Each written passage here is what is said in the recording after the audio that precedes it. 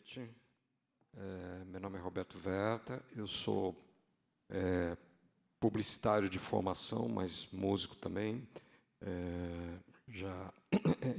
Queria apresentar para vocês o Alexandre Faria, que é vice-presidente diretor de entretenimento da Time for Fun, responsável pela vinda de vários shows grandes, internacionais, e pela programação do Citibank Hall e outras casas do grupo.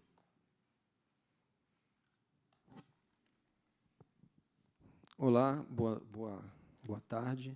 Eu sou Alexandre Faria. Vou contar um pouquinho da minha história aqui para vocês. Comecei nesse negócio ainda na faculdade. Eu estava no Rio de Janeiro, na PUC, e comecei fazendo as festas da própria universidade, né, as festas da comunicação social. Nesse momento, as festas começaram a dar muito certo, e a gente resolveu abrir um negócio. Eu tinha mais 2 sócios. Isso era em 1994. A gente começou a trabalhar festas em outros lugares, a desenvolver eventos para o Barra Shopping e a empresariar artistas nacionais. Isso já em 95, 96. Em 96, a gente fez o nosso primeiro show internacional. Foi um show de reggae, era o The Wailers. A gente fez no Metropolitan, foi até uma situação assim curiosa. A casa não queria fazer o show, deram uma data super ruim para a gente, era um domingo, uma data que nada funcionava. E a gente lembra que o show, a gente vendeu todos os ingressos, foram 10.540 tickets, foi assim, um sucesso enorme. Isso em 1996. E a gente, como era uma empresa pequena e a gente não podia concorrer com os outros players do mercado, a gente atuou num nicho onde o nosso bolso conseguia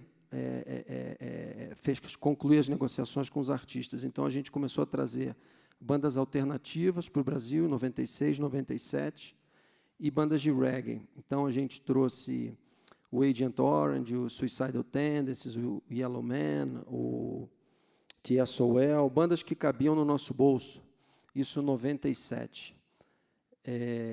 Em 98, eu saí dessa sociedade, a gente já continuava prestando serviço para o Barra Shopping, empresariava 4 artistas brasileiros, 4 ou 5, e continuava com as turnês internacionais. Eu cuidava da parte artística, mais do que se referia aos shows internacionais, mas eu tive um convite nessa época, e eu fui assistir uma banda, em 1998. Nessa época, essa banda se chamava Nativos, hoje é conhecida como Nat Roots, né?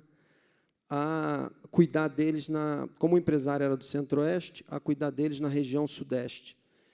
E, nesse momento, 2 músicas dessa banda explodiram, né, que era o Liberdade para Dentro da Cabeça e o Beija-Flor. Então, a gente começou marcando shows para 1.500 pessoas e terminou com a banda fazendo 6, 7, 8 mil tickets por show. Então, foi super bom. Esse momento foi em 98, 99. Lidar com a banda não é fácil, você tem um desgaste natural de ter que viajar e um convívio, não é simples, e eu não queria aquilo para mim. E eu era muito jovem, né, nessa época, e já tinha passado por muita coisa, e queria um tempo de não ter o meu próprio negócio e trabalhar buscando uma oportunidade numa empresa. Daí eu vim para São Paulo, era no ano de 99, trabalhar numa outra produtora. Nessa época, essa produtora se chamava Mercury, em 99. Tinha alguns artistas nacionais, era o Charlie Brown, o Raimundos, o Pavilhão 9, a Siang. Fazia alguns festivais. Na época, era o Ruffles Reggae, o Close Up Planet. Eu vim para cuidar da área de marketing, da carreira desses artistas, e cuidar também dos festivais. Essa empresa foi comprada por uma empresa mexicana, que se chama CIA. Eu fui para a CIA já no ano de 2000. Nesse ano de 2000, eu fui cuidar da turnê da Marina Lima. Achei que, depois da turnê, a turnê não foi bem sucedida, porque tinha uma expectativa muito grande no retorno da Marina Lima, e as pessoas imaginavam que ela ia cantar como cantava na década de 80, e ela não conseguia mais cantar daquela maneira. E eu achei que eu não fosse mais continuar na CIA, por conta do insucesso desse projeto, né? Mas não, eu tive uma oportunidade na área internacional, como gerente de shows internacionais. Fiquei na CIA de 2000 a 2003, 2004. Nesse momento, houve uma fusão com a Stage, que é a empresa que tinha o Fernando Altieri como presidente. E continuei nessa empresa, os mexicanos foram saindo, e o Fernando assumiu a presidência. Eu vou depois mostrar com vocês em mais detalhe. A participação societária alterou e essa empresa passou a se chamar Time for Fun, que é onde eu continuo até hoje. Sou diretor de shows, de conteúdos, já fui CFO, já cuidei da área de operações da T4F. Hoje volto ao que eu sempre fiz, né, desde 2013, mais ou menos, que é cuidar da área de conteúdos para a região da América do Sul. A minha formação, eu sou formado em publicidade e propaganda, tenho uma pós-graduação em marketing, um MBA em business e um outro MBA em cross-cultural management. Vou contar um pouquinho da minha vida pessoal para vocês. A música começou na minha vida muito pequenininho. Minha mãe fez parte da primeira formação do Roupa Nova, ela era muito jovem, e quando me teve, ela, enfim, teve que abandonar essa questão da música e da banda, mas eu convivi com a música desde cedo, né? Minha mãe toca piano, violino, flauta transversa, flauta, ela toca 8, 10 instrumentos, então ela sempre esteve presente na minha vida desde que eu nasci. Eu tento tocar alguns instrumentos, eu não toco, eu toco violão, mais ou menos, e baixo. E piano, estudei 6 anos de piano, toco mais ou menos. Bom, é isso. Bom, Ale, como é que foi essa transição na sua cabeça, assim, de promotor de shows independente, ter seu próprio negócio e começar a trabalhar numa empresa que já era uma corporação, já era uma multinacional e hoje em dia é a maior multinacional de entretenimento na América Latina? Olha, as duas coisas são legais, né? Você, como promotor independente, você decide o que quer fazer e faz e assume por isso, para o bem e para o mal, né? As coisas são mais rápidas, você tem uma autonomia muito maior. Numa corporação, você tem mais processos, você tem mais morosidade, você tem mais política. Você vai ter que conviver com isso tudo. Não foi fácil, né? Para mim, foi um processo de transformação, de conseguir domar as minhas feras e aceitar decisões que não eram exatamente as que eu queria, lidar com frustrações. Mas, por outro lado, você também, como promotor independente, e eu passei por isso, muitas vezes, você, como empresário, você está tomando um risco e você passa por um nível de estresse muito grande, né? Você tem a flutuação cambial, você tem a falta de patrocínio, você tem muitas adversidades para lidar. Custo Brasil. Custo Brasil, não é simples, né? Não é simples ser um promotor independente no nosso país. Você lembra como é que foi essa coisa desse modelo de negócios da Time for Fun, que naquela época era assim, de não só fazer os shows, como também ter os locais de shows, que é mais ou menos um modelo de negócio que hoje em dia é muito difundido nos Estados Unidos, na Europa? Esse modelo de negócio, a gente chama de um modelo de negócio verticalizado.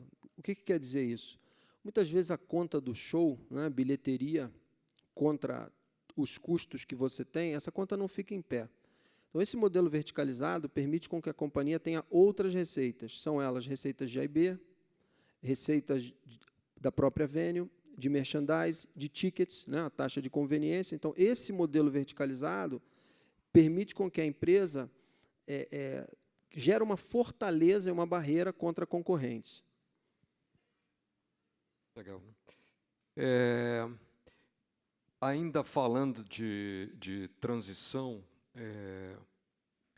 é muito diferente você trabalhar na Time for Fun, que tinha um sócio majoritário, de agora, atualmente, para uma empresa de capital aberto, que é o que acontece atualmente? Olha, é mais difícil trabalhar numa empresa de capital aberto do que numa empresa de um dono, né? Porque a empresa de capital aberto você tem o resultado mensal, trimestral, semestral, anual, as metas, você tem um acionista que te cobra, o conselho, o presidente, o CEO, você tem o papel que está valorizando ou desvalorizando, a especulação, a pressão é maior.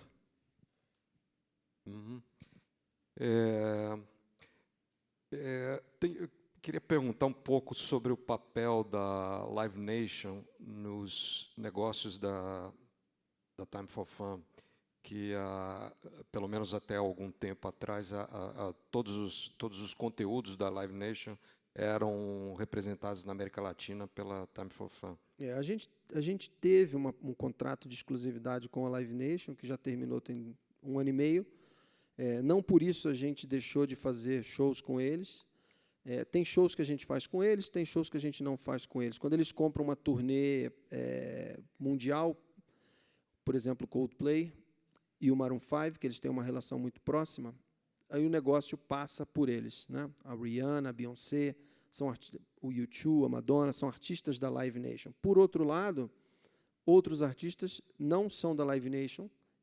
O Rolling Stones é da AEG, não é da Live Nation. O Pearl Jam, ele tem seu agente. O Justin Bieber é da AEG. Então, nós hoje fazemos turnês com a Live Nation, com a AEG e com o próprio agente. Dentro desse universo de grandes shows, que você já fez muitos, qual foi o show que te deu mais satisfação profissional? Assim? Qual foi a turnê que te deu mais satisfação profissional dessas grandes que a gente conhece, que a Time for Fun já fez? Olha, eu vou destacar algumas que eu guardo assim para mim como uma realização incrível, né? Vou começar pelo meu gosto pessoal e pela qualidade musical do artista, o Pearl Jam. Então, assim, eu trabalhei com eles em 2005 ou 2006, em 2011, com o Ed Vedder, e em 2016. Falo isso porque eles tocam durante 3 horas e 15, é 100% ao vivo, não tem nada pré-gravado. Para mim é maravilhoso, são poucas as bandas tão boas como essas, são assim, super profissionais, estão preocupados com o que está acontecendo, engajados, o que eles fazem é de verdade, né? Então essa para mim é a banda que está na prateleira de cima.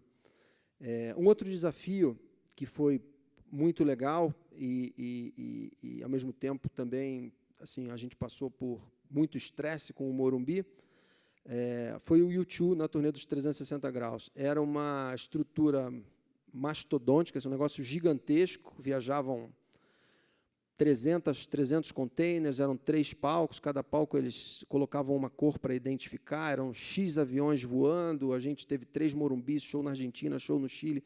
Então, assim, era uma logística insana.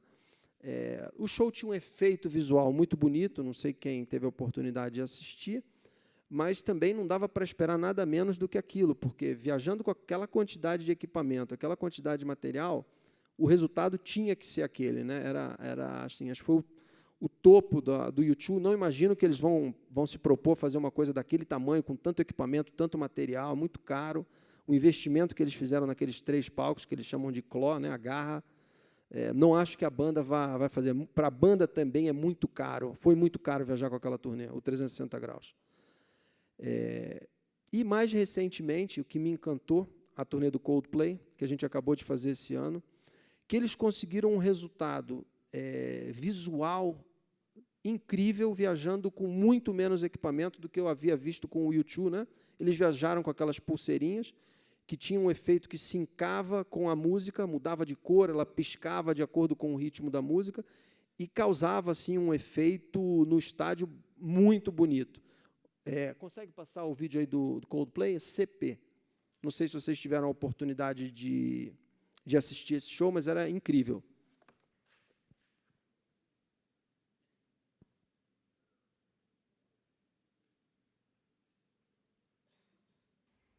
Prepare-se para muito mais que um festival.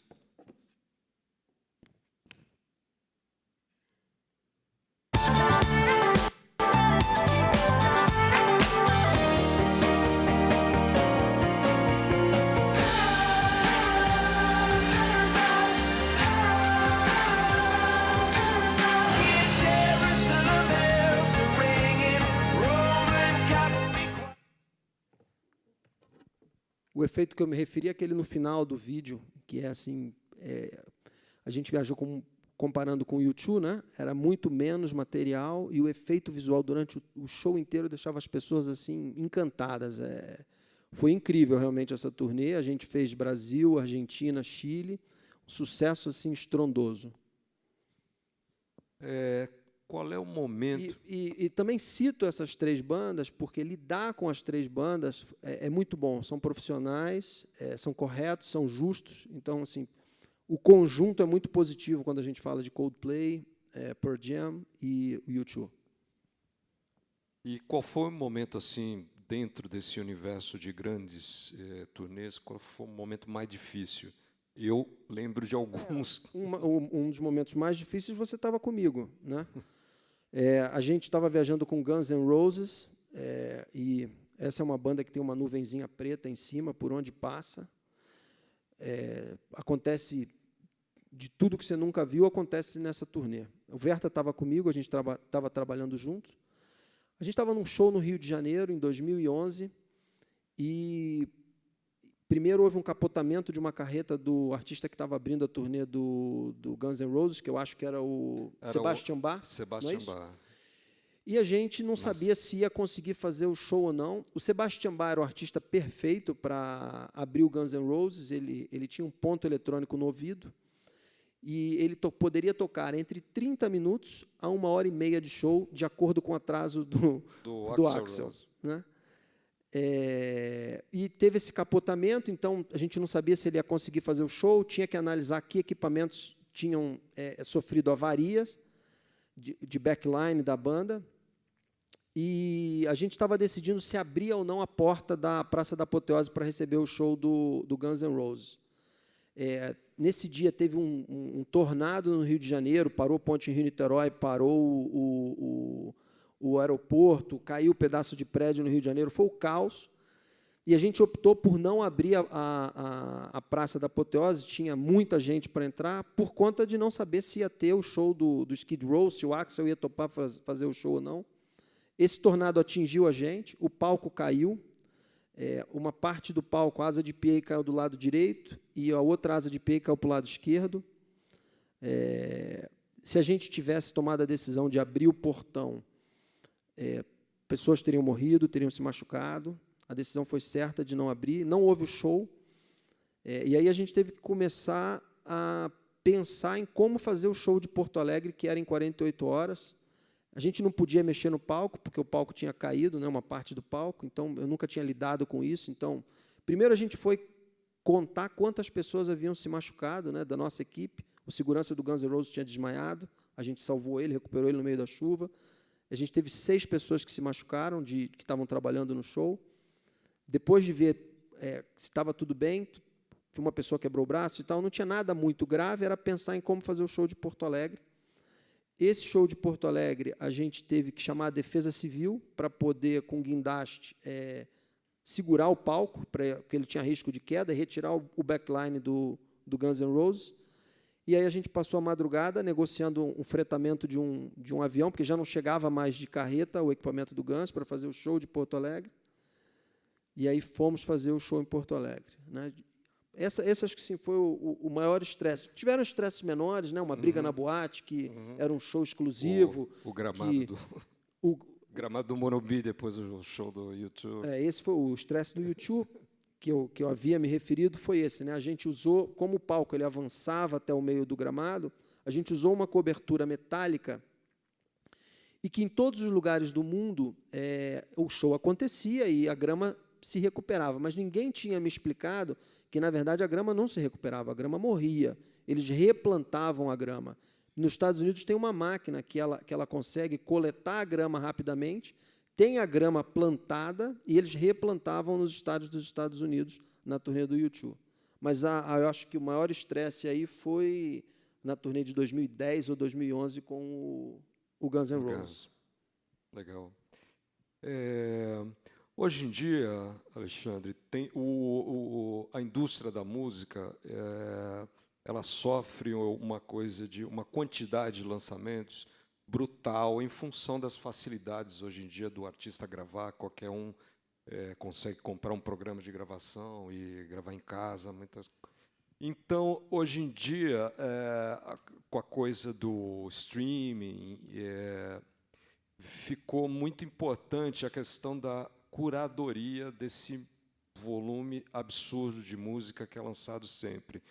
Para você que faz um festival como o Lollapalooza, como é essa coisa da curadoria, especificamente no caso do Lollapalooza, que é um festival que tem um lado que é bem, digamos assim, conceito, né? E tem um lado que é comercial, que são as bandas mais conhecidas e tal. Claro. Essa é uma pergunta super interessante. A gente tem o maior cuidado quando a gente vai buscar as bandas nacionais, porque não são tantos slots, né? São, sei lá, 10 ou 12 slots, para que a gente dê a oportunidade para as bandas que, de fato, tenham qualidade, porque hoje é muito complicado conseguir um espaço para aparecer as bandas novas, é super difícil. Então, a gente tem um cuidado muito grande em tentar trazer aquilo que realmente tem chance de acontecer e dar essa vitrine para essas bandas. Uhum. Legal. Alguém quer fazer alguma pergunta? Perguntas? Oba.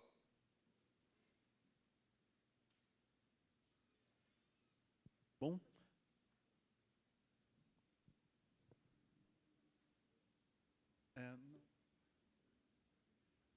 Então, na verdade, eu queria perguntar ainda sobre esse aspecto de headliners, né, comerciais, né, de grandes festivais. A gente vê que cada vez mais são poucos os que enchem, né, uma arena, um estádio. E como que vocês estão lidando com isso para as suas futuras turnês ou no próprio Lollapalooza? Olha, a gente, o ano passado, a gente pensou muito na questão da crise e optou por fazer menos, ter menos atividade, mas tentar ser mais assertivo nas turnês internacionais de grande porte. Então, esse ano a gente teve o Maroon 5, que foi muito, muito exitoso e na verdade, o clique me deu na turnê do Maroon 5 quando eu pensei assim, porra, esses caras não vão acertar de novo, né? Depois que eles fizeram Moving Like Jagger, nunca mais vão fazer uma música como essa. E eu estava em casa e quando eu vi o Sugar, porque a música eu tinha achado ok, boa, a música era boa, mas quando eu vi o videoclipe, eu falei, esses caras acertaram de novo, cara. Vai ser uma loucura. Então, eu decidi tentar contratar aquela banda de qualquer maneira. E foi muito bem, né?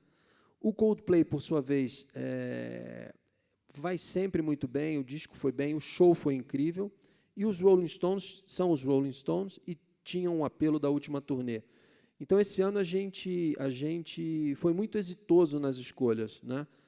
E agora a gente acabei de terminar a turnê com o Black Sabbath, também foi a última turnê do Black Sabbath, tinha esse apelo, enfim, isso ajuda a vender ingresso e a fazer com que o projeto seja exitoso. Então, a gente optou por fazer menos, escolher muito o que a gente vai fazer, e se a turnê já está num processo de bid muito, muito agressivo, a gente opta por dar um passo atrás e não fazer, entendeu? Então, esse ano funcionou a estratégia. Para o ano que vem, a gente tem o Justin Bieber, que a gente também eu conversei muito com a agente dele. Eles queriam fazer o Maracanã, mas eu falei, vamos fazer a Apoteose, é uma quarta-feira, no Rio de Janeiro, vamos ser precavidos, porque não está fácil. Funcionou, talvez tivesse dado certo no Maracanã, talvez, mas era uma quarta-feira, aqui também foi bem, são os dois Allianz Parque, estão lotados. O Lollapalooza, a gente também está super bem, mas também com cautela, né? Ainda estamos com 2 dias de festival, não são 3, a gente quer chegar a 3 dias de festival. Em Chicago, o festival já está em 4 dias. Né? A gente aqui não consegue esgotar os ingressos, vende bem, vai bem, mas Chicago vende todos os ingressos antes de anunciar o line-up. Né? A gente tem um festival aqui com 25, 26 bandas por dia, 5 palcos. Né? Deveria performar até melhor do que ele vai. Né? Levando em consideração que a gente tem 90% de meia entrada, quer dizer, o nosso ingresso custa $70, o ingresso de Chicago custa $120. Não é fácil, né? Tem funcionado, mas não é fácil.